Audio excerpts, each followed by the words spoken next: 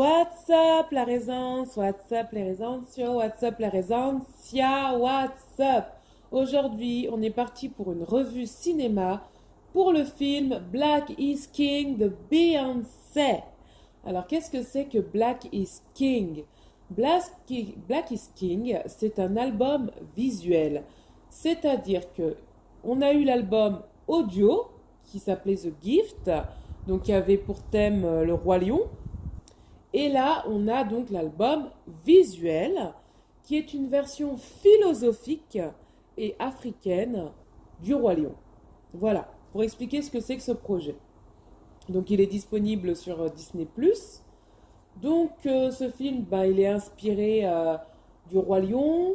Moi, j'ai trouvé qu'il y avait un peu de Marilyn Monroe, Diamond is a girl's best friend, dans certaines scènes où elle est toute en rose avec des gants, etc.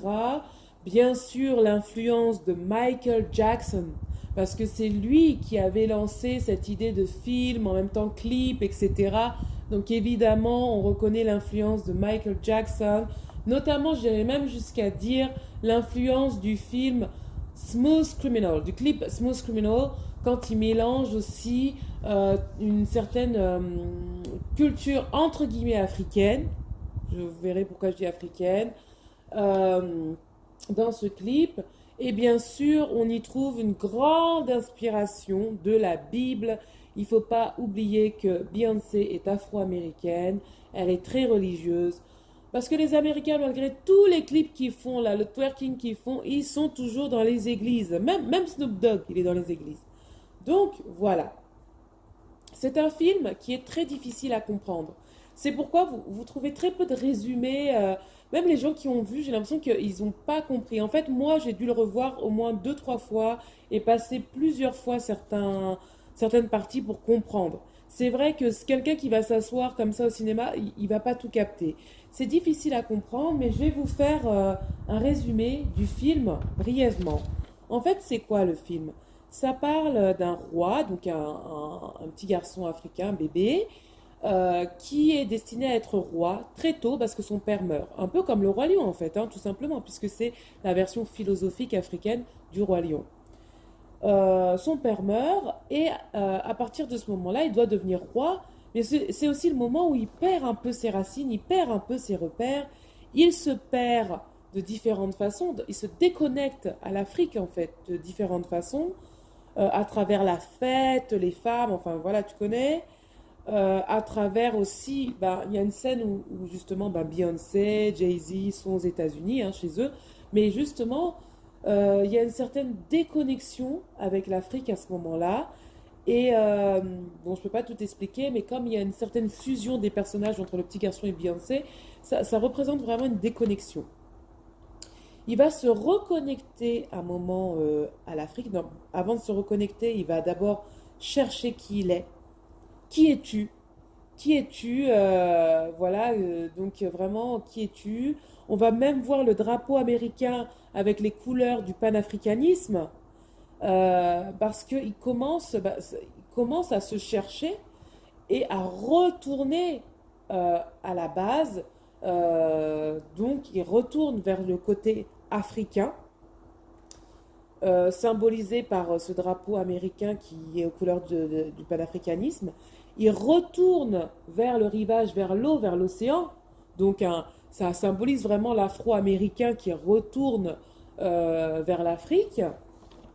À ce moment-là, donc, il traverse l'océan, il revient, il choisit sa reine, donc qui est une femme noire. Euh, il reprend sa royauté, hein, avec toute l'imagerie, on va dire, spirituelle africaine. Et il devient papa avec sa femme, sa reine, il devient roi, etc. Ils ont un enfant. De manière biblique. C'est un enfant qui arrive comme Moïse est arrivé dans un panier, etc. Et c'est Beyoncé qui leur donne l'enfant.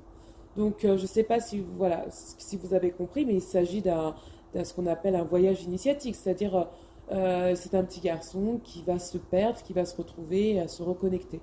C'est vraiment, là on retrouve l'histoire de beaucoup d'afro-descendants, notamment de ceux qui sont descendants d'esclaves.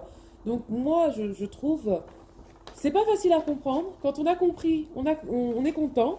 Mais au départ, je vous dis, quand vous commencez la première fois le film, c'est pas évident de comprendre tout ça, hein. Donc comme ça, je vous mâche le travail, ce sera plus facile si vous le regardez. Et donc, on va commencer avec une certaine analyse du film. Déjà, on va parler des acteurs. Bah, déjà, tout ce qui est acteur, etc. En fait, j'ai dit qu'on allait en parler, mais on va en parler très peu parce que c'est un album visuel. C'est surtout beaucoup de chansons. C'est pas un film où, voilà, il y a pas beaucoup de scènes jouées. Donc, ben, les acteurs, quand ils jouent, ben voilà, c'est normal, c'est bien. Il n'y a rien à dire en fait, hein, voilà.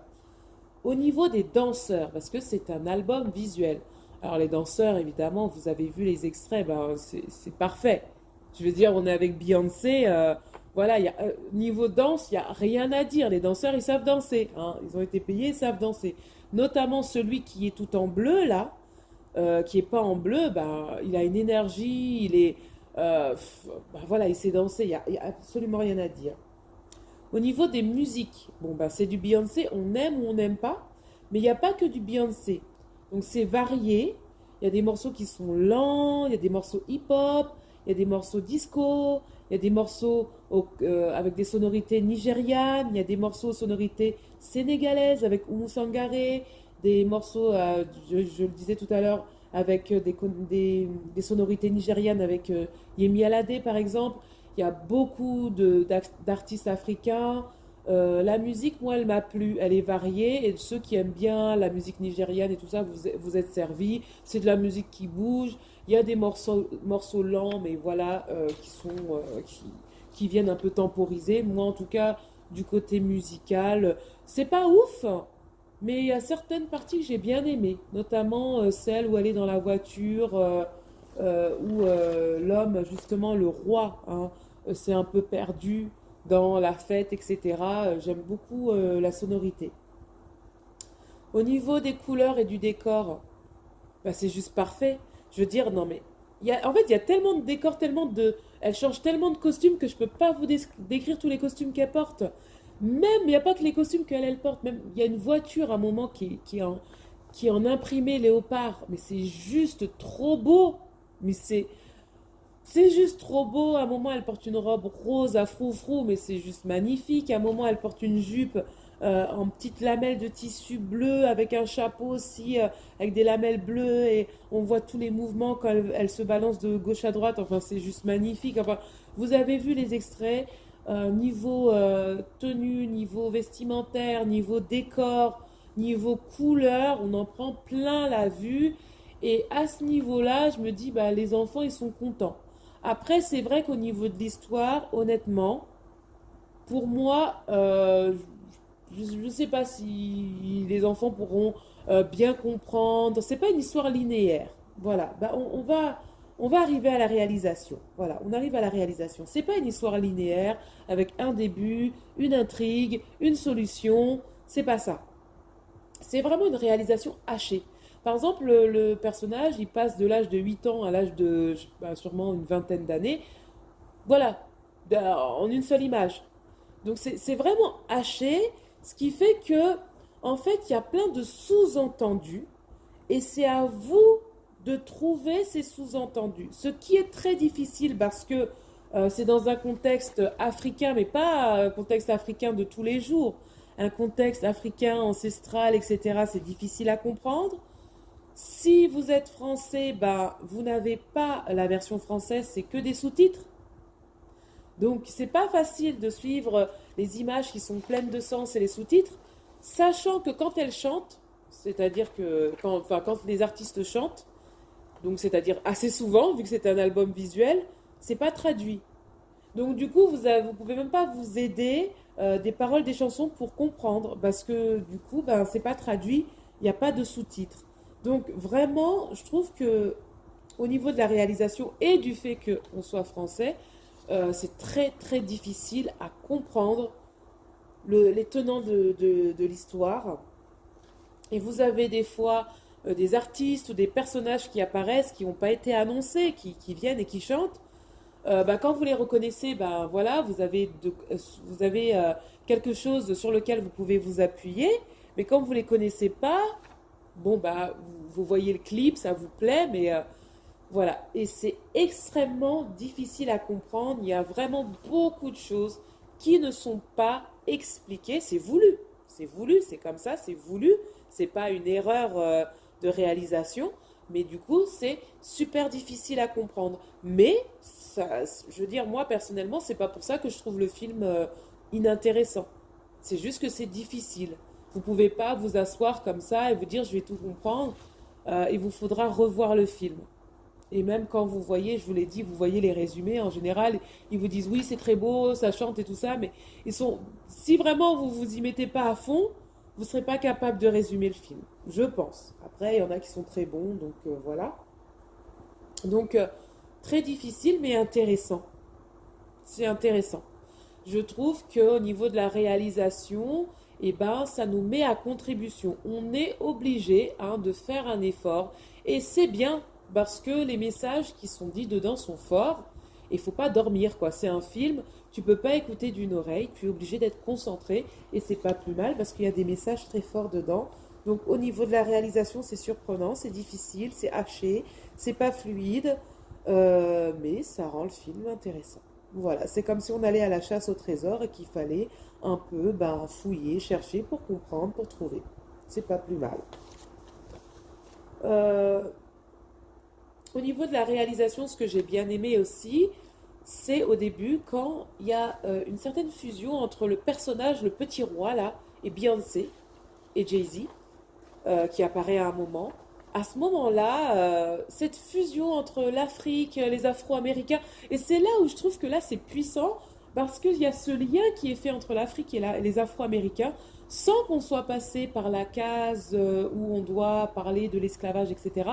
Mais on comprend bien que là, il y a un lien qui se fait, et je trouve ça très puissant, très fin, très implicite justement, tellement implicite que je pense que beaucoup de gens sont passés à travers. Mais je trouve qu'à ce moment-là, il y a ce lien qui se fait, qui est super puissant. Et surtout, c'est d'autant plus puissant que c'est à ce moment-là que vont apparaître la mère de Beyoncé, la fille, donc son entourage proche. Et donc, ça rend vraiment la chose très puissante, très intime. C'est là où il y a Jay-Z, c'est là où on rentre chez elle. Enfin, je ne sais pas si c'est chez elle personnellement, mais en tout cas, c'est chez elle dans le film. Et donc, ça fait un lien très personnel. Et c'est là où on voit aussi que vraiment, personnellement, elle s'est impliquée dans le film. C'est un peu son histoire. De toute façon, c'est son album. Ok, donc voilà. Mais c'est un peu son histoire. Et c'est cette histoire du lien entre l'Afrique et les Afro-Américains qui sont descendants d'esclaves. Et ce lien, il se fait dans la joie. Il y a un moment, c'est joyeux, c'est même un peu foufou. Euh, c'est à ce moment-là aussi que le blanc apparaît, ce majordome blanc apparaît et qui commence à jouer un peu celui qui l'homme à tout faire. Et ça a un sens à ce moment-là. Il y a des gens qui se sont plaints, oui, il y a un blanc majordome, mais c'est à ce moment-là qu'elle fait le lien entre l'Afrique, les descendants d'esclaves, et c'est ce blanc, justement, qui va jouer le rôle d'homme à tout faire, entre guillemets, je ne vais pas dire d'esclave, j'irai pas jusque-là, mais entre guillemets, vous voyez, qui est à la botte de Beyoncé, de Jay-Z et de sa famille. Et c'est lui qui va représenter justement cette servitude. Et c'est pour ça que je vous dis, c'est plein d'implicites, parce qu'évidemment, on ne s'attend pas à ce que ce soit un blanc qui représente la servitude. Mais justement, pour ne pas alourdir le film, parce que c'est un film Disney, eh ben, le lien Afrique afro-américain va se faire de manière très, très subtile et ce lien d'esclavage, la servitude, va aussi se faire en toute subtilité à travers ce majordome qui est blanc. Voilà, donc c'est pour vous dire à quel point ce film, il est implicite. À quel point, enfin, ça c'est des choses, je pense que si vous le regardez sans intention d'analyser, vous ne verrez pas tout ça. C'est impossible. Et c'est là où c'est fait avec finesse. Et c'est pour ça que ce blanc, à un moment donné, il va brosser les dents de Beyoncé. Et il va brosser les dents du petit garçon qui rêve, en fait, voilà, il est pas aux États-Unis, mais il rêve. Euh, donc, il est sous la servitude de Beyoncé et du petit garçon africain, alors que à ce moment-là, le blanc était justement le maître, et c'est justement les Africains et les Afro-Américains qui étaient dépendants du blanc, qui étaient sous qui devaient servir le blanc. Et cette inversion donc rend la chose beaucoup plus légère parce que c'est destiné aux enfants à partir de 9 ans, mais ça rend la chose vraiment aussi puissante de voir la servitude à travers un blanc. Ça rend la servitude encore plus, comment dire, on est habitué à voir des noirs servir, malheureusement. On n'est pas habitué à voir des blancs servir, et là, ça nous interpelle. Mais pourquoi ce blanc, il brosse les dents de Beyoncé? Les blancs font pas ça. Et là, justement, cette idée de servitude, elle est là, et là, vous ne pouvez pas nier il y a un moment où vous dites, oui, il y a un moment où on parle bien de servitude. Vous allez peut-être pas tout comprendre, mais vous allez vous dire, on parle bien de servitude. Donc voilà, pour vous dire que la réalisation, elle est très subtile. Donc voilà, un peu là, on a parlé des éléments du film, etc. Juste pour revenir sur la bande-annonce, je trouve que la bande-annonce, comme pour d'autres films, elle rend pas assez du film. Je trouve que autant le film il est tellement subtil que la bande-annonce elle est grossière. Et c'est pour ça que les gens se sont énervés contre ce film et tout, parce que la bande-annonce elle est grossière. Et justement, on va revenir sur la représentation de l'Afrique. Dans la bande-annonce, c'est tellement grossier, et surtout qu'on ne comprend pas. On se dit, ah, encore les Africains, les arbres et tout ça, la nature, etc. Mais quand on a regardé le film, tout ça, ça a un sens. Parce que ce que veut montrer Beyoncé, c'est que l'Afrique ancestrale, pré-coloniale, pré-esclavage, c'était l'Afrique des rois. C'est ça qu'elle veut montrer, l'Afrique des rois, la royauté. Et que justement, quand on est dans cette Afrique-là, ancestrale, comment dire, voilà, cette Afrique vraiment précoloniale, pré-esclavage, c'est la royauté, c'est la paix, c'est beau. Bon, sauf à un moment, évidemment, où il y a une intrigue quand même, mais sinon c'est ça, c'est la royauté, c'est les ancêtres, c'est ce qui nous lie entre tous les afro-descendants, c'est notre point commun à tous, et c'est pour ça qu'elle voulait revenir à ça. Quand elle va parler de l'Afrique qui est plus urbanisée, plus actuelle, il y aura une critique en tout cas. Ça sera pour montrer que le roi, justement, qui aura grandi, se perd dans les femmes. Ces femmes dont on ne voit pas le visage quand il est dans cette voiture-là, en Afrique, on ne voit pas leur visage, mais elles sont très claires à ce moment-là, très blanches.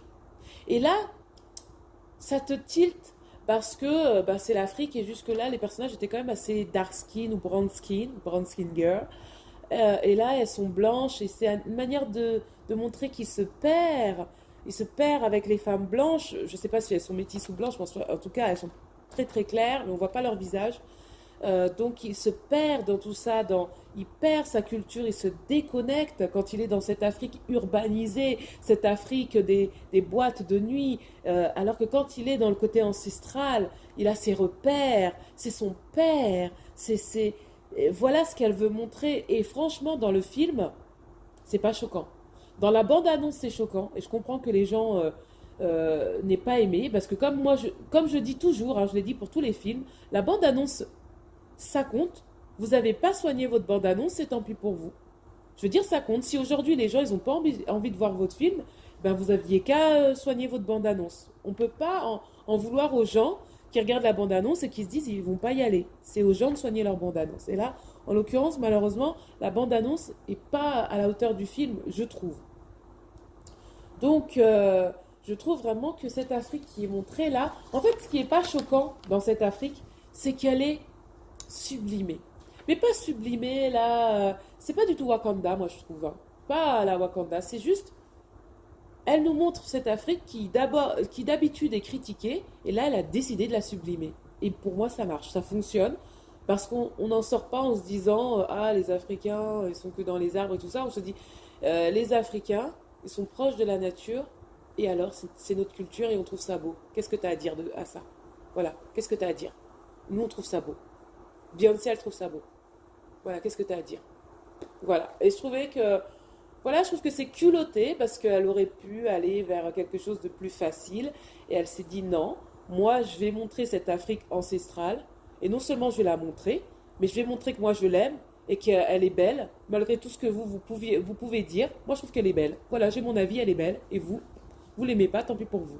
Et là, c'est un vrai parti pris. Et effectivement, c'est l'Afrique avec les bandes blanches sur le visage, un peu zoulou, etc. Mais elle la montre en montrant sans complexe. Voilà, c'est comme ça. Ils sont pas habillés comme vous, ils sont pas habillés à l'occidental, ils ont rien d'occidental et pourtant ils sont grandioses. Et moi, je trouve que ce message, je trouve que moi, ça correspond aussi à ce que je veux dire, c'est qu'on n'a pas besoin de montrer qu'on a la technologie, qu'on est comme les blancs entre guillemets pour avoir de l'importance. Oui, nos ancêtres, ils étaient proches de la nature, et ben on en est fiers. Parce qu'aujourd'hui, quand on voit que les Blancs se tournent vers l'écologie, etc., ben nous, nos ancêtres le faisaient depuis longtemps, ils assumaient, ils sont en harmonie avec la nature, ils s'habillaient comme ils devaient s'habiller, c'est leur tradition, vous aimez pas, et ben tant pis pour vous, parce que Beyoncé, elle a décidé de sublimer ça. Voilà. Et j'aime bien ce côté, je montre ça, je m'excuse pas, vous n'êtes pas content, ben tant pis pour vous. J'aime bien. Voilà. Et je trouve que ça passe bien avec les couleurs et tout. Moi, je trouve ça tellement joli. Personnellement, j'ai aimé. Je trouve qu'elle a un message aux descendants d'esclaves qui est très fort. Alors, je vous ai parlé justement de ce lien hein, avec l'Afrique et les Afro-Américains quand elle et le personnage portent les mêmes lunettes, ont le même mood. Et d'ailleurs, elle a des lunettes où c'est marqué mood. Ils ont le même mood pour montrer qu'on est pareil et que ce blanc-là, ce majordome, vient brosser les dents, etc. Ce lien qu'elle fait, c'est-à-dire que les Africains, les Afro-Américains, on est pareil. Et malgré cette servitude, on a réussi à être heureux. Et on est pareil. Et même si on n'a pas les mêmes vêtements, même si on ne vit pas dans les mêmes maisons, on est pareil. On a le même mood. Et ça, ce lien-là, il est très fort. Mais il y a une chose qui est très forte dans le film. Comme je vous ai raconté au début, le personnage, donc il devient roi à la mort de son père. Puis, justement, quand son père meurt, il se déconnecte par rapport à l'Afrique. Il est perdu. Il est complètement perdu. Il commence, quand il grandit, à aller vers les boîtes de nuit, les femmes, etc. Enfin, vous-même, vous connaissez les bails. Il se perd. Et à un moment donné, il ne sait plus qui il est. Et à un moment donné dans le film, elle dit, enfin les ancêtres disent, parce que pendant tout le film, il y a les ancêtres qui parlent et qui disent, tu dois nager vers toi-même. C'est-à-dire qu'il est face à l'océan et pour qu'il se retrouve, il doit nager vers lui-même, passer par l'eau. L'eau qui est la renaissance, c'est ça qui est dit dans le film. C'est très fort pour les Américains de dire, tu dois retourner au rivage. Tu dois passer par l'eau et tu dois retourner à tes ancêtres. Et ce passage-là, ben, ça fait bien sûr référence encore à l'esclavage de manière très subtile et de manière très émotionnelle. De dire retourne à la mer, à l'océan et fais le voyage inverse. C'est la manière dont c'est dit, c'est très prenant quand même. Et donc, il va passer dans l'eau. Beyoncé aussi va passer dans l'eau parce qu'elle suit le personnage, hein, elle est omniprésente, elle suit le personnage. Et donc, elle aussi, elle retourne vers l'Afrique. Et ce message sur l'esclavage, ce message aux afrodescendants, aux descendants d'esclaves, il est très fort. Il est très fort, c'est en gros, elle dit, tu ne sauras pas qui tu es si tu ne retournes pas dans les eaux. Et l'eau, c'est la renaissance. Quand une femme donne naissance à un enfant, bah, elle perd les os. C'est ça, c'est la renaissance. Pour savoir qui tu es, tu dois retourner dans les eaux. Et ça, c'est super fort. Moi, ce moment-là, c'est tout en subtilité. Encore une fois, je vous dis que beaucoup de gens n'ont pas vu ça. C'est tout en subtilité. Et moi, ça m'a ému. Voilà, qu'elle en parle comme ça, retourne au rivage, retourne dans l'eau. L'eau, c'est la renaissance. Cette eau qui a amené les esclaves, c'est aussi cette eau qui va les faire renaître. Et ça, je trouve ça beau. Franchement, je trouve ça beau comme message et la manière de le faire. C'est pour moi super beau. Il y a aussi ce message très fort quand le drapeau américain est aux couleurs du panafricanisme. c'est carrément, entre guillemets, une sorte de blasphème contre le drapeau américain. Je veux dire, vous savez comment les Américains sont attachés à leur drapeau, et là, il est aux couleurs du panafricanisme. C'est je suis américain, mais je dois me tourner vers mes origines. Et ça, c'est fort quand on sait vraiment comment les Américains ils sont avec leur drapeau. C'est super fort, super beau. Encore une fois, c'est subtil. Peut-être que des gens, peut-être même des blancs, ne verront même pas que c'est les couleurs du panafricanisme. Mais du coup, c'est subtil, mais c'est super bien fait. C'est tout en subtilité, ce film, comme je vous dis. Elle a un message aux hommes noirs. Un message aux hommes noirs. Alors là, voilà.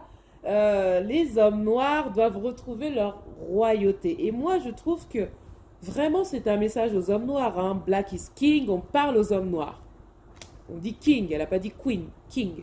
C'est-à-dire qu'ils avaient une royauté, ils vont se perdre dans cette occidentalisation, dans la fête, dans les femmes blanches, parce qu'elles sont blanches, hein, ces femmes, à un moment qui sont représentées, elles sont blanches, et c'est ces femmes blanches qui vont représenter justement cette déconnexion avec l'Afrique.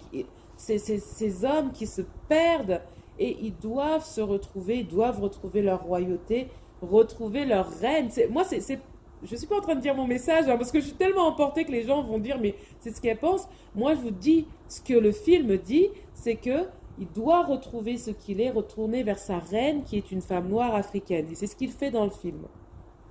Elle est d'ailleurs c'est une dark skin.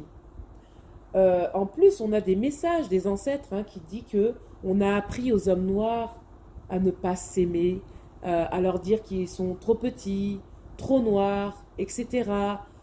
Et je trouve que c'est rare qu'on aille questionner la psycho des hommes noirs, la psychologie des hommes noirs. C'est vrai que souvent on va parler du colorisme du côté des femmes, mais par exemple on va jamais dire le colorisme des hommes noirs, comment ils ressentent tout ça. On va pas beaucoup en parler. Et du coup, je trouvais que c'était intéressant de parler aussi de ça, de parler de que eux aussi, finalement, s'ils se perdent des fois dans cette occidentalisation, c'est parce qu'ils se sentent mal. Certes, ils vont peut-être pas mettre de perruque. Certes, les hommes noirs ne vont pas mettre de choco. En tout cas, à part les Congolais et les autres n'en mettent pas tant que ça. Bon, je suis congolaise, je peux me permettre ce genre de blague. Et puis, je connais mes gens. Hein. J'ai vu les hommes congolais, c'est choco. Hein. Ça existe, on le sait. Les femmes aussi. Mais peut-être que leur chocolisation aux hommes noirs, leur rejet de l'Afrique, ça va se traduire autrement par rechercher à tout prix des femmes claires ou des femmes blanches et à se perdre dans tout ce qui est la fête et tout ça. Ils vont se perdre, ils vont perdre leur identité. Et ce message aux hommes noirs, il est fort. Ce message aux hommes noirs, quand elle dit que les hommes noirs doivent retrouver leur royauté. Mais leur royauté, la royauté, c'est refaire une conquête, reprendre ce qui t'appartient, mais pas pour toi-même, pas pour ton propre ventre, mais pour le bien de ta communauté. Black is king. C'est quand même l'histoire d'hommes noirs qui sont rois. C'est l'histoire, c'est pas moi. Hein. Je sais qu'on est sur le réseau des femmes afrodescendantes, mais l'histoire, elle est comme ça. C'est pas moi qui l'ai écrite, l'histoire, elle est comme ça. C'est Beyoncé qui a écrit. Donc, c'est quand même pas rien ce message qui est envoyé aux hommes noirs.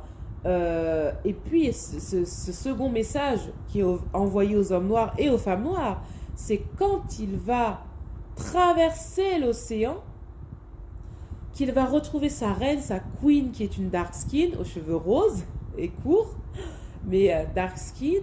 Et c'est à ce moment-là, quand il retrouve sa reine, que va être lancée la chanson Brown Skin Girl. Brown Skin Girl of Pearl. Voilà, bon, je vais pas la chanter, mais c'est à ce moment-là. Et c'est un moment pour dire, écoute, tu t'es perdu avec les femmes blanches, tu les as mis sur un piédestal, elles représentaient pour toi la beauté. N'oublie pas que la femme dark skin, la brown skin, elle est aussi belle. C'est un message aux hommes noirs pour leur dire que les femmes noires sont belles. Les femmes noires sont belles. Et ça, c'est quelque chose que les hommes noirs souvent on a l'impression qu'ils oublient, et donc le brown skin girl à ce moment-là, il vient et tombe à pic, et c'est juste trop trop beau. Voilà, brown skin girl. Ensuite, donc ce message aux femmes noires, il y a des messages féministes quand le roi et la reine sont sur ce cheval et qu'elle dit que le roi et la reine doivent régner en égalité. C'est un message féministe. Vous savez que Beyoncé est féministe. Bon, certaines disent que non, mais en tout cas, c'est ce qu'elle véhicule. C'est des messages afroféministes quand elle va montrer que la femme noire est belle. Brown skin girl, oui, c'est du féminisme de dire que oui, la femme noire, elle est belle aussi, elle a de la valeur en termes de beauté. Brown skin girl, c'est vraiment un message très fort où il y a Lupita Nyong'o, il y a Naomi Campbell, il y a sa fille, et il y a aussi Kelly Rowland. Il y a vraiment, c'est un message qui est très fort. Il y a aussi dans ces clips, on voit l'apparition aussi de femmes voilées. Donc c'est aussi très fort parce que beaucoup de gens mettent au dernier rang la femme voilée en fait, et là elle va la mettre au premier plan. Et ça c'est vraiment quelque chose, c'est génial. Voilà, je trouve que ces messages-là sont très importants. Après, il y a tout ce qui est message religieux. À plusieurs reprises, elle apparaît comme la Vierge Marie.